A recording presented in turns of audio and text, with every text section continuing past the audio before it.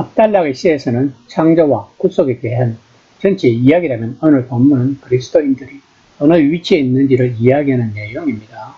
바울은 온 창조 세계를 자신과 하회시키려는 창조주 하나님의 뜻은 약속을 받은 백성인 이스라엘에게 맡겨졌다고 믿었습니다. 하지만 골로새에 사는 사람들과 세상의 다른 지역에 사는 사람들 대다수는 이스라엘 밖에 있었습니다. 그들은 한 분이신 참 하나님이 아닌 우상을 경배하고 하나님의 구원 계획과 어떻게 그 구원을 누리는 데 참여할 수 있는지에 대해 다 무지한 이방인들이었습니다. 1장 21절입니다. 전에 악한 행실로 멀리 떠나 마음으로 원수가 되었던 너희를.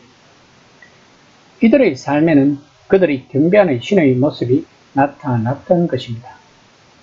그들의 생각은 왜곡되었고 뒤죽박죽되었으며 그 결과 그들의 행동은 경이롭고 풍요로운 인간의 모습에서 벗어나 있었던 것입니다. 그것은 살아계신 하나님이 자신의 형상을 지닌 피조물들에게 의도하신 모습이 아니었다는 것입니다. 그러나 이제 골로새 교인들은 안에 들어와 있다는 것입니다. 다시 말하면 그들은 하나님의 영향력 아래 있다는 것입니다. 1장 22절입니다. 이제는 그 육체의 죽음으로 말미암아 화목하게 하사 너희를 거룩하고 흠없고 책망할 것이 없는 자로 그 앞에 세우고자 하셨으니. 당시 골로새의 영지주의적 이단들은 예수님이 참 인성과 신성을 부인하였다고 합니다. 인간을 구속하려면 피 흘림이 있어야 하며 그리스도께서 반드시 육신을 입었어야 한다는 것입니다. 그리스도께서 죽으심으로써 인간은 구속함을 얻어 하나님과 화해하게 되었다는 것입니다.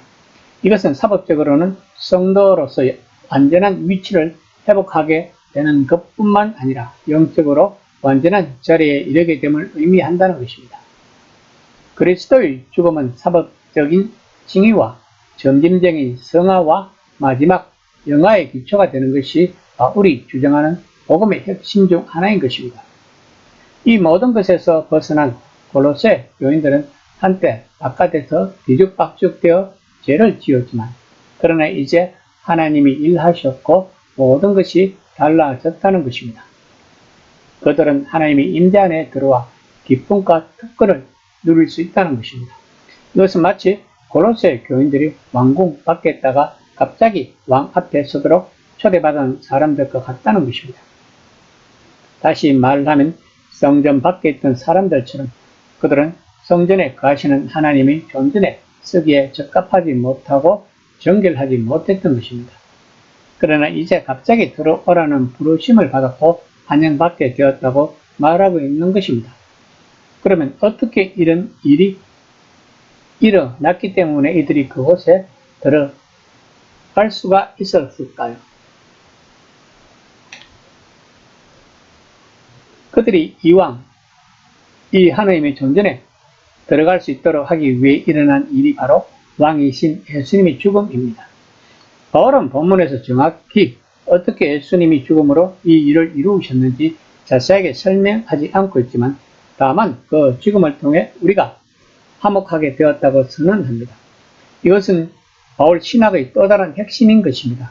인간과 하나님을 화해하게 한 것은 두 사이의 관계를 끊어지게 했던 모든 악의와 적대감이 예수님이 십자가에 달리실 때 절정에 이르렀다는 것입니다. 압달락의 시에 따르면 예수님은 진정한 하나님과 진정한 인간성이 만나는 곳에 계셨다고 했습니다. 그분의 죽음으로 하나님과 인류가 화합하고 화해했다는 것입니다. 그러므로 이제 우리는 우리 성품에 한 점 얼룩도 없이 살아계시는 거룩하신 하나님께 자유롭게 다가갈 수 있다는 것입니다. 이것이 바울이 말하는 복음의 핵심인 것입니다. 1장 23절입니다. 만일 너희가 믿음에 거하고 터 위에 굳게 서서 너희 들은 바 복음의 소망에서 흔들리지 아니하면 그러하리라. 이 복음은 천하 만민에게 전파된 바요 나 바울은 이 복음의 일꾼이 되었노라. 복음의 효력은 자동적으로 생겨나지 않는다고 바울은 말하고 있는 것입니다.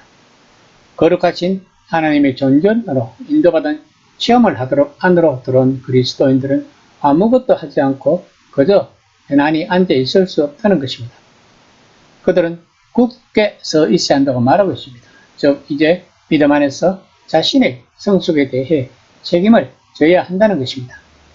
마치 기초가 제대로 놓였음을 알고 안심하고 벽돌을 쌓아가며 집을 짓는 것처럼 그리스도인들은 다른 어딘가가 아닌 이 토대 위에서 믿음과 소망과 사랑의 삶을 발전시켜야 한다는 것입니다.